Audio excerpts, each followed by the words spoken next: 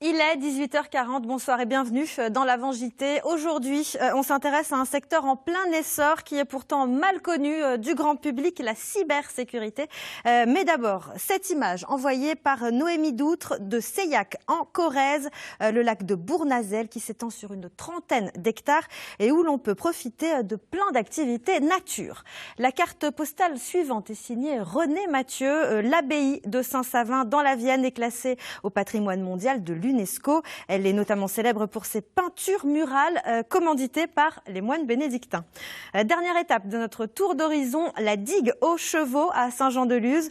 Nous devons cette prise de vue en noir et blanc à Bernard Bell. Pour nous envoyer vos photos, je vous le rappelle, vous pouvez vous servir du QR code qui s'affiche depuis le début de la rubrique ou alors vous suivez notre site internet. Le secteur de la cybersécurité doit répondre en ce moment à de forts besoins en recrutement. Avant de retrouver nos invités pour en parler, direction la faculté de sciences et techniques de Limoges qui propose depuis 1986 un master en cryptographie et sécurité de l'information. Justine Salle et Samuel Chassaigne sont allés voir comment les étudiants y sont formés. Ces étudiants sont les futurs experts en cybersécurité. Mêlés informatique et mathématiques, vous obtenez de la cryptographie. Quand vous avez un client, un serveur qui communique, ça serait bête qu'on puisse voler le mot de passe. Donc on va le chiffrer avec de la cryptographie. Comme ça, on ne pourra pas le récupérer. Chaque jour, il y a beaucoup des attaques sur les entreprises, sur les ministères du gouvernement. Et notre but, c'est de protéger les entreprises, de trouver les failles, les vulnérabilités. On a des spécialités. En fait, il y en a qui s'orientent bien vers le défensif, il y en a qui s'orientent vers l'offensif. Mais la base, elle reste la même. Il faut savoir coder, il faut savoir pirater pour pouvoir défendre par la suite. Cette formation est l'une des plus anciennes à Limoges. Et pourtant, la cybercriminalité n'a jamais autant été d'actualité. Quelque chose dont on parle actuellement, c'est tout ce qui est ordinateur, les attaques par ordinateur quantique. Et donc, notamment, on a des schémas de cryptographie qui permettent de protéger, d'assurer la sécurité des communications et du paiement en ligne, par exemple. Et du coup, il faut se mettre à jour puisqu'il faut créer de nouveaux algorithmes qui permettent de résister à ces nouvelles menaces. Dans ce laboratoire, les enseignants-chercheurs reproduisent des cyberattaques pour les analyser et apprendre à les contrer. Vous recevez peut-être de temps en temps des faux SMS, des messages vous disant que vous avez pris une amende et que vous devez payer sur un site. Et souvent, c'est quand vous passez à des endroits particuliers, il y a des gens qui déploient ce genre de système. Dans notre métier, il faut toujours s'adapter aux menaces. Il y a eu beaucoup de télétravail et donc beaucoup plus d'incidents sur des entreprises. Il y a eu beaucoup plus d'attaques. Et le taux d'insertion des étudiants à l'issue de ce master parle de lui-même. 90 à 95% trouvent un emploi dans les 6 mois. En début de carrière, la rémunération s'élève de 37 à 42 000 euros bruts annuels. Le secteur de la cybersécurité recrute. Deux invités sont avec nous ce soir pour nous en dire plus. Bonsoir Raphaël Nieto. Bonsoir. Vous êtes le directeur de l'ALIPTIC, l'association limousine des professionnels des technologies de l'information et de la communication. Et bonsoir à vous Guy Flamand, directeur du campus pour la cybersécurité et la confiance numérique en Nouvelle-Aquitaine. Combien de postes sont à pourvoir en ce moment en Nouvelle-Aquitaine ? En permanence, on a 4 à 500 postes qui sont ouverts à l'échelle de la région de Nouvelle-Aquitaine et c'est la partie émergée de l'iceberg. Ça correspond aux entreprises et aux collectivités qui ont déjà identifié qu'elles avaient des besoins en sécurité et qui ont dégagé les budgets pour pouvoir embaucher des personnes. Et combien de formations on recense en Nouvelle-Aquitaine et combien d'étudiants restent ensuite dans la région ? Trop peu. Non, il y a suffisamment aujourd'hui de formations de très haut niveau. On a des écoles d'ingénieurs, des universités qui sont extrêmement performantes et très bien reconnues à l'international dans la région de Nouvelle-Aquitaine. Ce qui nous manque aujourd'hui, ce qu'il faut développer, c'est un niveau d'expertise un tout petit peu en dessous et qui correspond aux besoins des PME, des ETI, du tissu économique local. Comment vous faites ? Comment on fait ?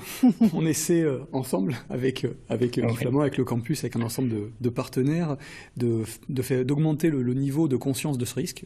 Parce qu'aujourd'hui, on est sur un des principaux risques économiques et donc sociale, mais qui est totalement invisible, puisque immatériel. On s'en rend compte quand il y a une attaque d'hôpital, on s'en rend compte quand l'activité d'une entreprise entière ou d'une administration est bloquée, mais le reste du temps, c'est un risque qui est invisible.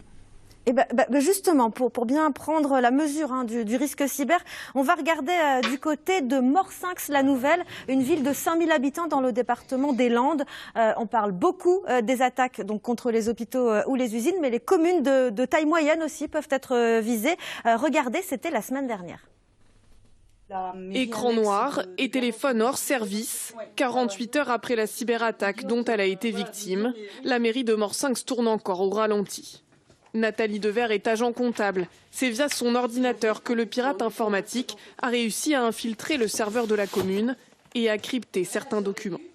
C'est pas évident parce que quand on attend cyberattaque, la plupart du temps c'est un mail, ouvrir une pièce jointe, le truc apparaît à l'écran et voilà. Et là ça ressemblait pas du tout à ça en fait. Vous avez mis un peu de temps finalement à... Oui, voilà, la matinée. La méthode souvent employée par les hackers consiste ensuite à demander une rançon contre le décryptage des fichiers. Il est cependant trop tôt pour savoir si les pirates ont eu accès à des documents confidentiels. L'analyse en cours par un ingénieur informatique devrait permettre de remonter à la source de la cyberattaque. Le retour à la normale devrait prendre plusieurs semaines. Raphaël Nieto, avec les cyberattaques qui se multiplient, on peut s'attendre à encore plus d'offres d'emploi à venir ? Très probablement, puisque le niveau de maturité de l'ensemble des entreprises et organisations va augmenter. Donc chacune, pour rebondir sur ce que disait Guy tout à l'heure, va pouvoir s'organiser, dégager des budgets, mais ça va en premier lieu toucher les entreprises et les organisations les plus mûres, les plus structurées, celles qui ont le plus de moyens pour se défendre. D'ailleurs, un certain nombre n'ont pas attendu. La question qui va se poser, c'est pour toutes les petites et moyennes entreprises qui n'auront pas la capacité d'avoir un ingénieur cyber à temps plein et qui ne peuvent pas non plus s'appuyer exclusivement sur les prestataires qui les accompagnent ou sur leur DSI quand elles en ont une. Donc ça pose la question, pour répondre à votre question sur les moyens, de la formation, de l'acculturation de l'ensemble des personnels, au même titre qu'on est formé sur la sécurité incendie ou sur les gestes, les premiers secours.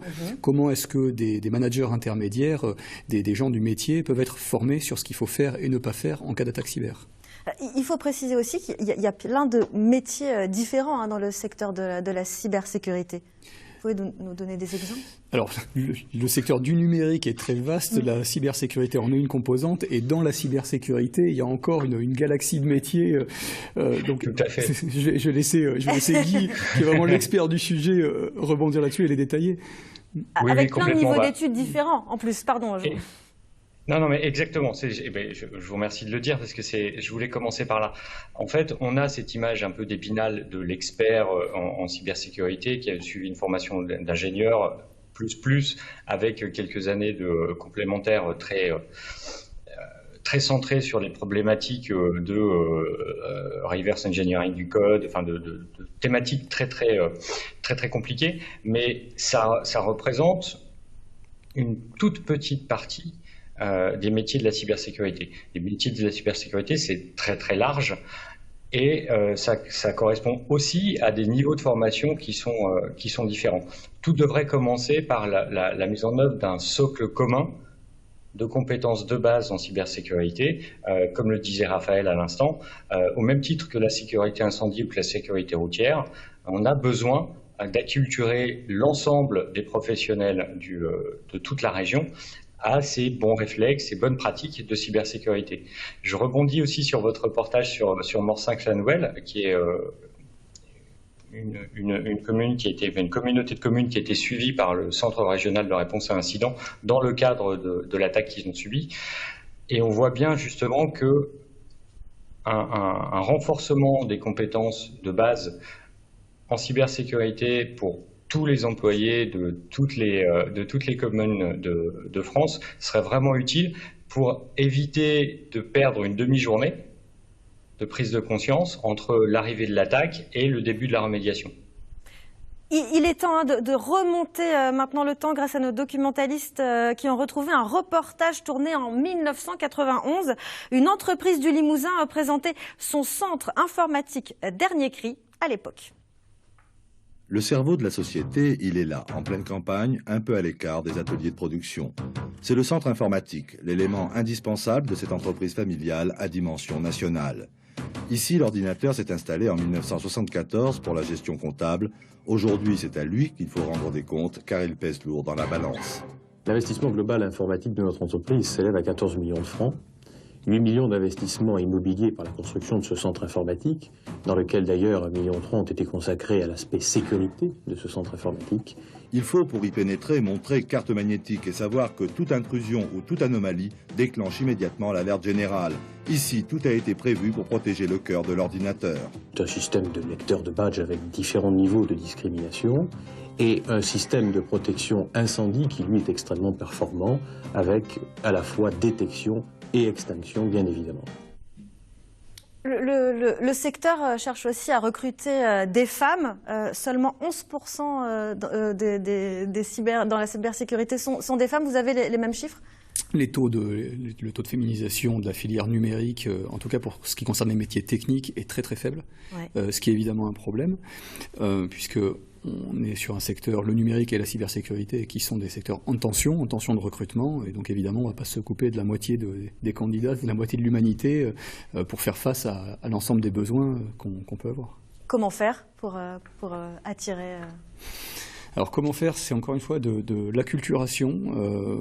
Ça se joue assez tôt, en 5e, 4e, sur la question de l'orientation, sur la question des capacités, sur le fait de montrer à des jeunes filles qu'elles sont capables, qu'on n'est pas que sur des maths dures, ce qui peut quelquefois bloquer un petit peu, mais qu'une approche on va dire plus analytique, et voilà, ça fait partie des capacités, des compétences qui sont recherchées.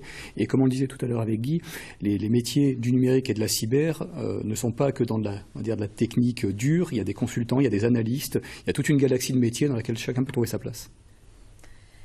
Vous êtes d'accord? Je vous voyais acquiescer rapidement, monsieur Flamand. Absolument.